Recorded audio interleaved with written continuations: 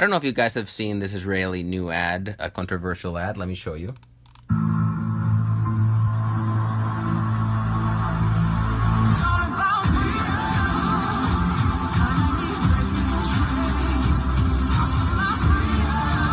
Freedom is basic. Hoodies. I guess the first funny thing that I can think of is that she didn't take off all of her clothes. I mean, she still was fundamentally covered. So the question would be, why is it that having one particular cover of the body is representing freedom, but having a different cover represents not freedom? So I think that the answer is going to be very simple, and that is that she's fundamentally wearing the clothes that she's wearing for the same reason as a Muslim woman. And that is, we have evidence from terror management theory, which I've talked about many times on my channel, that when humans became self-aware, when we became aware of our own deaths fundamentally, we developed a great anxiety about our animal insignificance and finitude. And part of covering over that animal insignificance and finitude is creating culture, basically activities and beliefs that give us the illusion that we are persons of value in a world of durable meaning.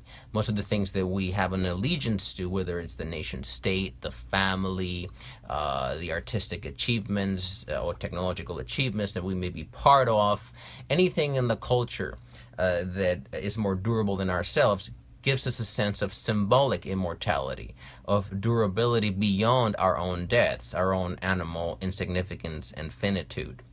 And so clothes, obviously not simply to protect ourselves from the elements, from the wind and the sun and the rain, but also to express cultural allegiance. And so, we have clothes in most cultures. Even the cultures that don't have as many clothes, or even the times when we don't wear clothes, like in pornography or in certain culturally sanctioned events, like here in San Francisco, they're go out naked and riding bikes or whatever. It's all within a culturally sanctioned environment. Or it is to make a statement. Oh, I'm naked because I'm free. I'm a feminist, or whatever it is that you are trying to convey. Now, one step to be really free, and of course, freedom. What freedom really means, if you are aware of the psychology that governs humans, is freedom from our own death anxiety. That basically is the spring of culture. It's really the motivating factor behind most cultural developments, is our fear of death. Now, if you wanted to be freer from that fear of death as far as clothes go, doesn't necessarily mean you're going to be free from everything else, but you'd have to start out by being able to walk out your door butt naked. Go to work butt naked, go to the grocery store butt naked. Now, and not feeling embarrassed or even feeling that it's a statement of any kind. You wouldn't be walking out there like, oh, I'm naked, I'm trying to be free, or I'm trying to, no, you'd walk out there not attributing any meaning to it at all. The same way that every other creature on earth, from insects to mammals to reptiles to every other creature, walks around naked. They don't think much of it. They don't think, oh, I'm making a statement, or I'm doing a porn, or I'm some type of meaning, whether it's sensual. And they just go about their business butt naked. Well, you go out there butt naked, and then you'll be free. As far as that aspect goes, without attributing any meaning to it.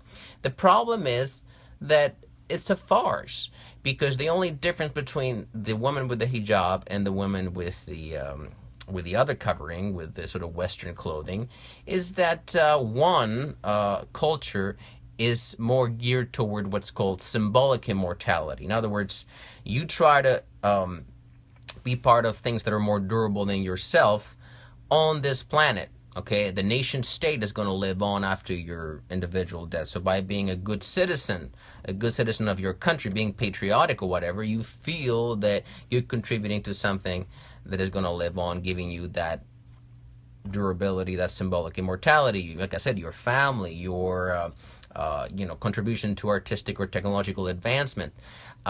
Whereas more religious cultures are more geared toward cosmic immortality, or rather cosmic significance and literal immortality. In other words, they think that by following certain rules, wearing certain clothes and behaving a certain way, well, they're earning points for the afterlife, basically, or for reincarnation, whatever it is. So they're both fundamentally looking for immortality. Humans want to be small gods in nature, fundamentally, or want to be above other animals at the very least. But they feel guilty because we are animals, and so they feel like, oh gee, I'm elevating myself beyond my animal self. And so what they do is that they take that guilt of being an animal that they don't want to be, and they project it onto a scapegoat, somebody they don't like, usually somebody from a different culture that is deemed to be inferior, and then they say, well, they're more like animals, you see.